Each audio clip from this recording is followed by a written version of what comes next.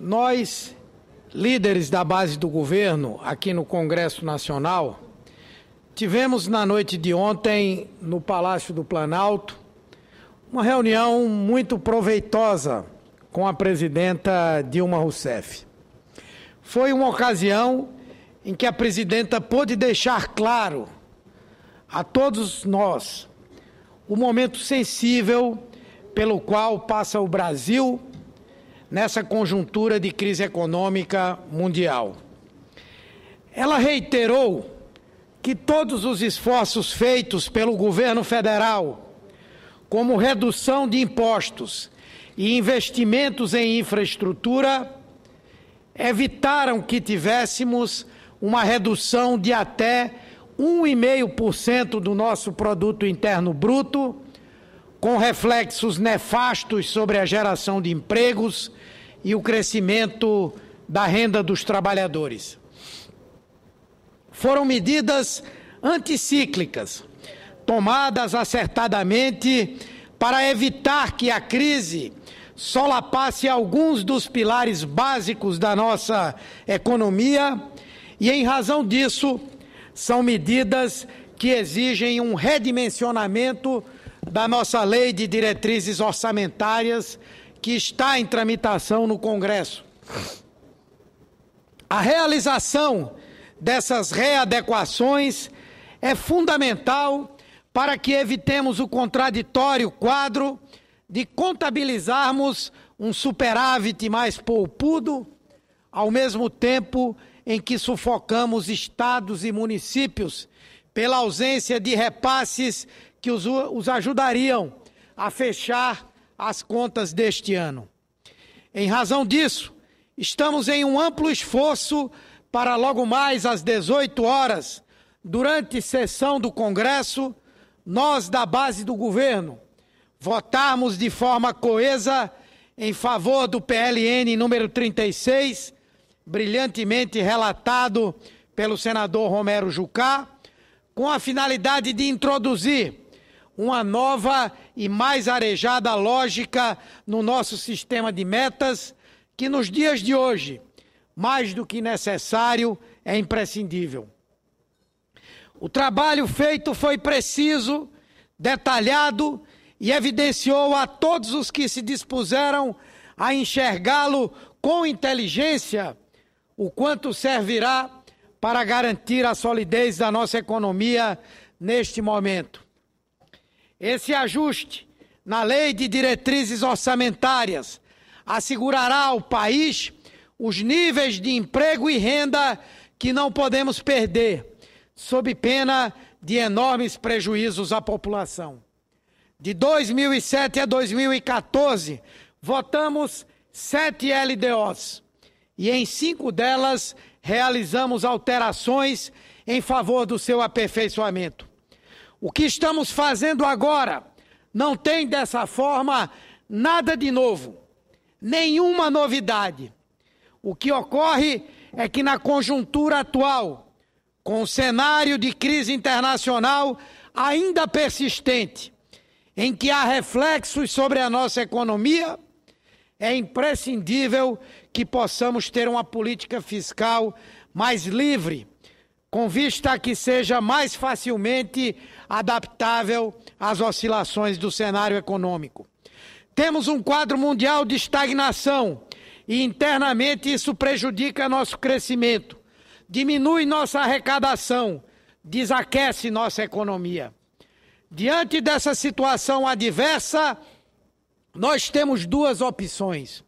Ou paramos o país para acumular recursos com a finalidade de pagar juros da dívida e fixamos os olhos apenas nos credores, ou pensamos na população e aceleramos nossa recuperação com investimentos em infraestrutura e desonerações tributárias que aqueçam nossa economia, garantam empregos e mantenham a renda dos brasileiros.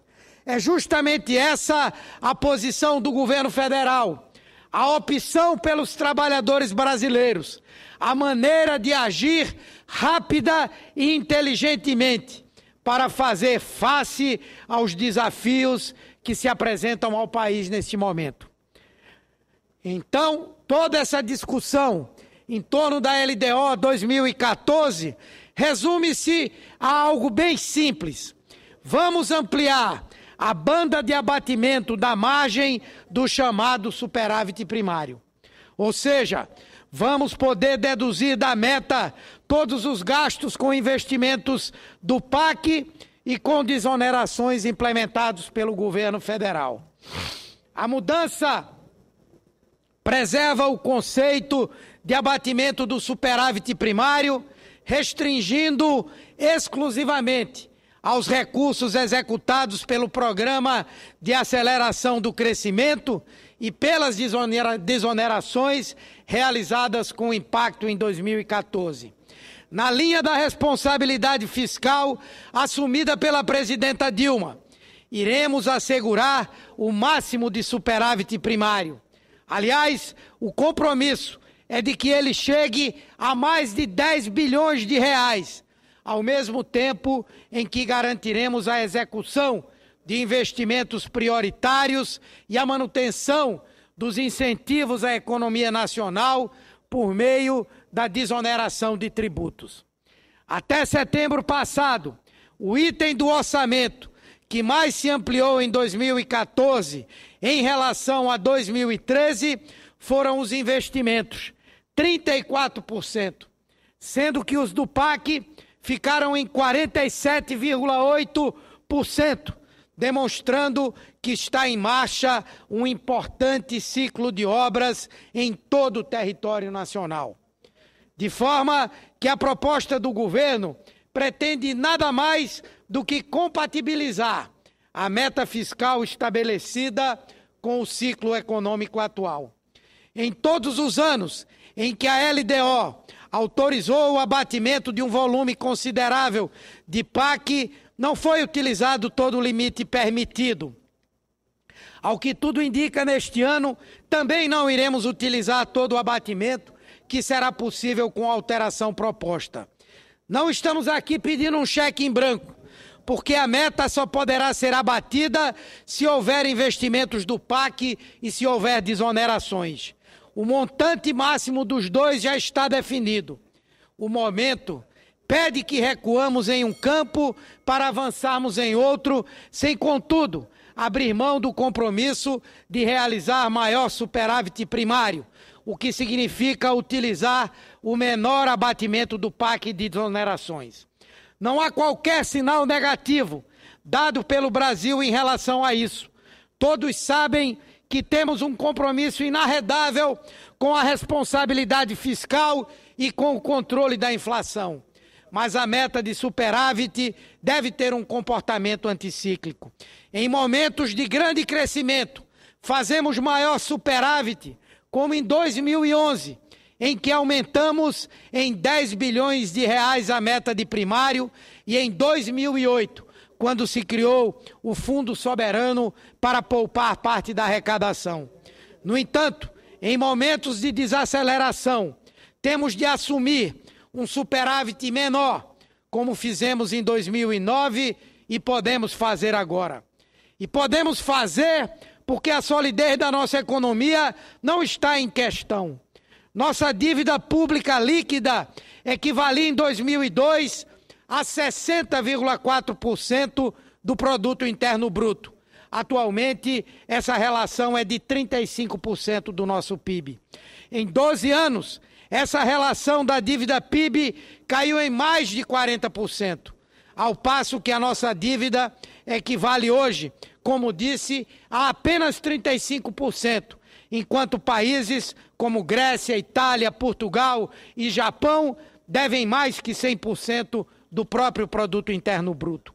Não há mais, por parte dos credores da dívida pública brasileira, temor de que ela deixe de ser paga. No início dos anos 2000, o risco país do Brasil, que afere a confiança do mercado internacional de que a dívida será honrada, foi a quase 2.500 pontos. Hoje está na casa dos 200 pontos, 10 vezes menos. Os governos Lula e Dilma souberam aproveitar os bons tempos para implementar as necessárias políticas anticíclicas, com a finalidade de evitar que a crise prejudicasse a vida dos trabalhadores brasileiros. Tiramos o peso de cima dos investimentos e da produção para que não houvesse demissões e para apoiar a nossa indústria. Mantivemos e expandimos os programas de geração de renda e de redução da desigualdade social, ao mesmo tempo em que demos acesso a bens e serviços essenciais à população, como é o caso da moradia por meio do Minha Casa Minha Vida. Intensificamos investimentos nas obras incluídas no PAC, desoneramos produtos da cesta básica e a folha de pagamentos para 56 setores econômicos, formalizando o emprego e fomentando a competitividade das empresas. Reduzimos tributos sobre o transporte coletivo urbano e sobre a energia elétrica. Ampliamos as faixas de enquadramento ao Simples, incentivando as micro, pequenas e médias empresas.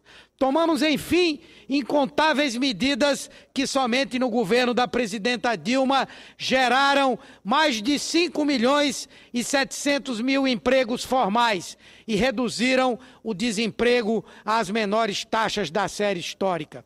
E o Brasil continua atraindo grandes volumes de investimentos estrangeiros diretos, o que reitera a confiança em nossa economia. É claro que seria preferível estarmos em situação mais confortável, de podermos ter um largo superávit primário, mas nenhum país no mundo goza hoje dessa situação vantajosa. A questão, então, é de optar por fazer ajustes ortodoxos e mandar a conta, vou concluir, presidente, para a população, remédio amargo que já experimentamos no passado, com arroxo salarial, alta de preços, de impostos e desemprego, ou de ajustar referenciais técnicos para garantir emprego, renda e ritmo de crescimento. Essa é a opção da presidenta Dilma. E por essa razão, temos certeza que no dia de hoje o Congresso Nacional não vai faltar ao Brasil e aprovará o PLN que ora debatemos e modificará a LDO, para que assim possamos estabelecer uma nova meta do superávit primário e com isso garantir a continuidade da geração de empregos, de renda e o avanço econômico do nosso país. Muito obrigado, senhor presidente, pela tolerância.